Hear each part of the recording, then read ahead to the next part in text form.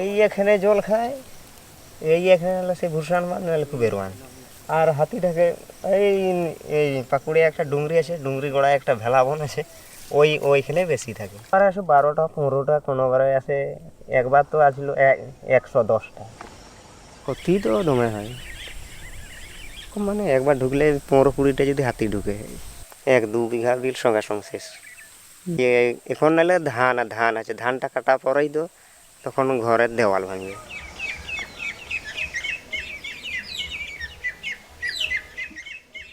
এইদিকে আসলো আর এইখানে আগে এই যে এই ঘরটা ভাঙেছে, তারপরে সোজা এইটাই আসলো, এইখানে তাড়লো, এই যে এইখানে, আর এই যে এইখানে ধান খাইছে।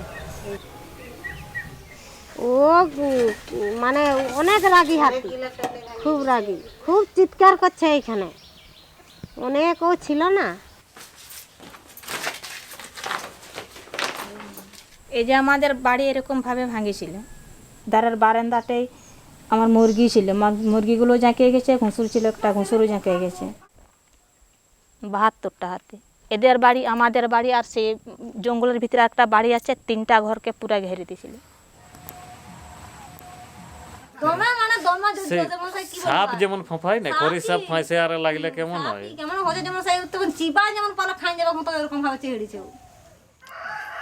গাইটাকে প্রথমে কিছুই করে না, গাইটাকে ও ডাঙাইছিল, আমাকে ফোঁপানছে, গর্জিছে, তার কাছে বার ইয়া করেছে, তাও কিছু পারে না।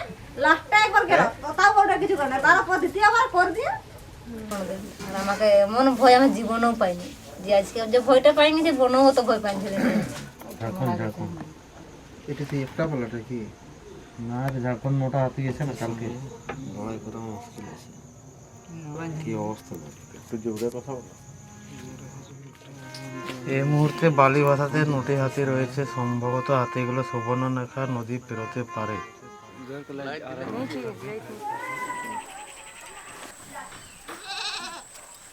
আমার যখন এই ঘটনা ঘটে, তারপরে ওই পার্শ্ববর্তী গ্রামে আমার একটা বন্ধু থাকে, উনি আমাকে প্রাথমিক কল করে যে আপনার কাকাবাবু বাজার যাচ্ছিলেন, উনি রাস্তার মধ্যে যাচ্ছিলেন সাইকেল করে, উনি হাতি ওনাকে আক্রমণ করেন। দিয়ে আপ রাস্তা তো, উনি ধীরে ধীরে যাচ্ছিলেন, দিয়ে ওনাকে আক্রমণ করে আর কি। দিয়ে উনি সাইকেল চালিয়ে দৌড়ে পালাবার চেষ্টা করে, তৎক্ষণাৎ ওনাকে ধরে ফেলে উনি পড়ে যান। দিয়ে ওখানে আমাদের ফরেস্টের কর্তৃপক্ষরা এসেছিলেন, ওনাদের গাড়ি করে ওনারা নিয়ে গেছিলেন, ট্রিটমেন্ট চলাকালীনই উনি মারা যান।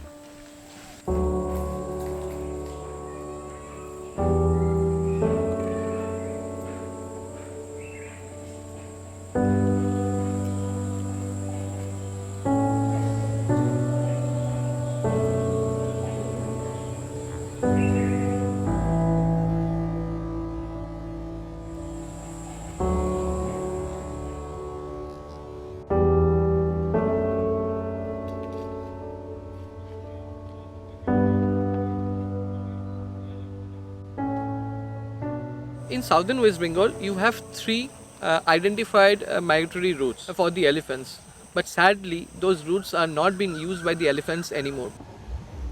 In the state of Jharkhand, there are a lot of mining activities which is happening, so that is driving the elephants to other states. Also, in the state of Orissa, they have erected fences, so the natural migrating routes are now stopped. And owing to the success of joint forest management in southern western part of Bengal, now we have lot of forest covers, but sadly they are all monoculture, mostly sal and other plantations like eucalyptus. They do not exactly provide with fodders for the elephants. Because of a lot of mining activities in the adjoining states, when the elephants are coming to the state, they are finding no other options than to forage on the farmlands. So now there is a direct conflict of interest between the elephants and the humans. At least 150 to 180 elephants, they have started to become resident over the last 2-3 years, and that has attributed to lot of persecutions from humans towards them.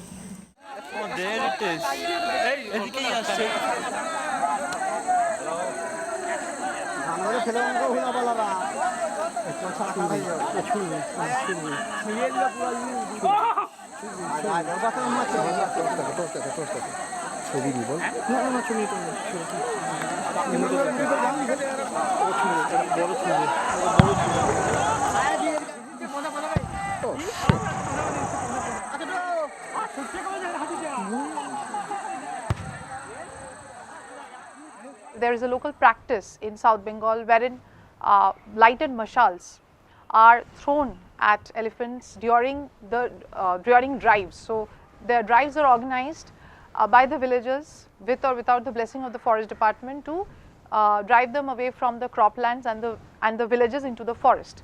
These mashals, which are nothing but iron rods that are tipped with burning cloth, that is thrown at the elephants, and that causes them a lot of physical pain, physical injuries, as well as emotional stress. This results in elephants becoming more aggressive and attacking humans. So this is a vicious cycle that has been increasing over the past few years.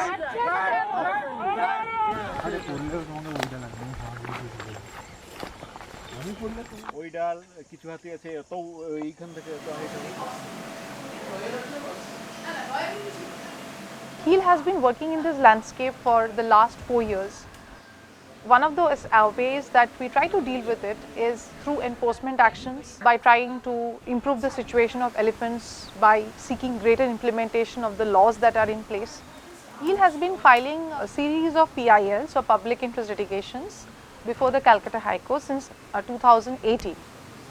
One of our members and wildlife activist, Ms. Prerna Bindra, she filed a public interest litigation in the Supreme Court, specifically asking for directions on the state to prohibit this practice on ground. We helped her with the field documentation, and some of the photo documentation and the videos that were shown in the Supreme Court compelled the judges to pass an order banning it. The implementation is pretty low, and you still see instances of hulla happening on ground. The other way that we are doing it is to sensitize the communities and to reach out to them through various outreach programs, and also by developing certain models that can help the communities recoup their economic losses and also get a sense of security. So we have developed a pilot project which essentially targets a few villages in the district of Jhargram. We at HEAL are trying to mitigate these issues and create a coexistence between humans and elephants.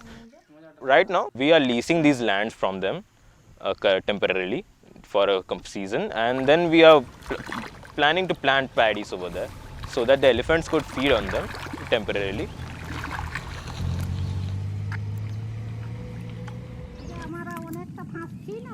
During this time period, we are putting in fodder plants. Like, we have selected few fodder plants. Firstly, we will create the nursery of these plants, and then we will move them to the forest area. And we are going to plant them around the forest, not inside the forest, which is not viable as of now. Second thing is, what we are planning to do is solar fencing. Solar fencing is, we are interviewing few people, doing a survey and asking them which is the most viable region for solar fencing. Meeting করব, বলেই দেব যে এদের দেওয়ার দায়িত্ব দিবে, দেখার দায়িত্ব আমাদের। Right now, most of the people have decided that we should be fencing the village itself and not the farmlands, because the farmlands are easily compensatable. ভয় অনেকই মুক্ত হবে, যেহেতু পুরো গ্রামটাই এক সাইডটা সেফটি থাকছে, অনেকটা ভয় মুক্ত। তাতে খুব সহজেই গ্রামে ঢুকে ঘরবাড়ি ভাঙাভাঙি করতে পারবে না। খাদ্যের সন্ধানে তো অনেক সময় গ্রামে ঢুকে দরজা দেওয়াল সব ভেঙে খাবার খাচ্ছে, তো সেইটা থেকে অনেকটাই মুক্তি পাওয়া যাবে। Third thing we are doing is compensating. Compensation. We are providing compensation for the crop damage the elephants have done. It's not a mitigation measure, to be honest, on a large scale, but we are doing what we can in our own goodwill, and we are providing compensation to these people.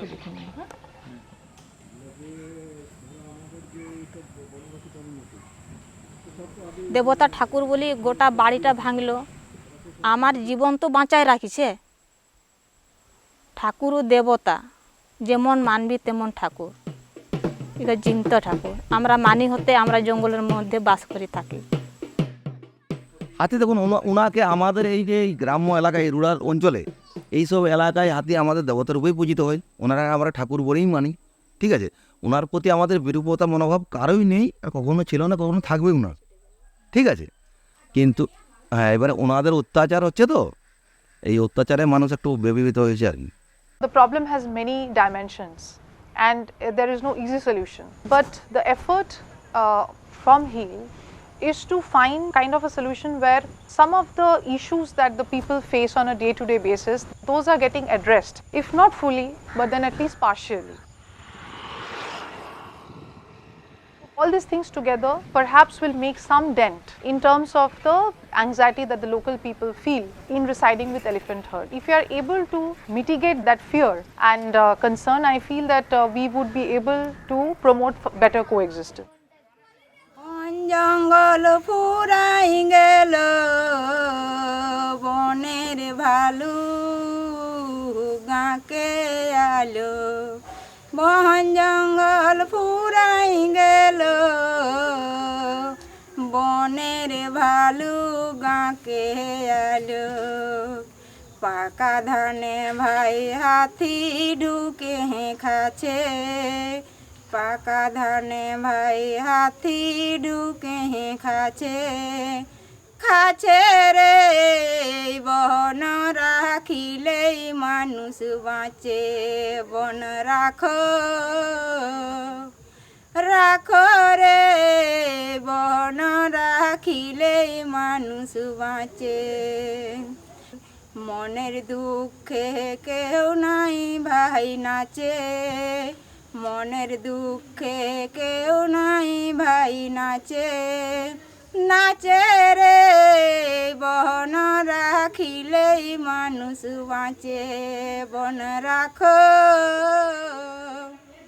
রাখো রে বন রাখিলেই মানুষ বাঁচে, ফুরাই গেল কেঁদি পিয়াল পালাই গেল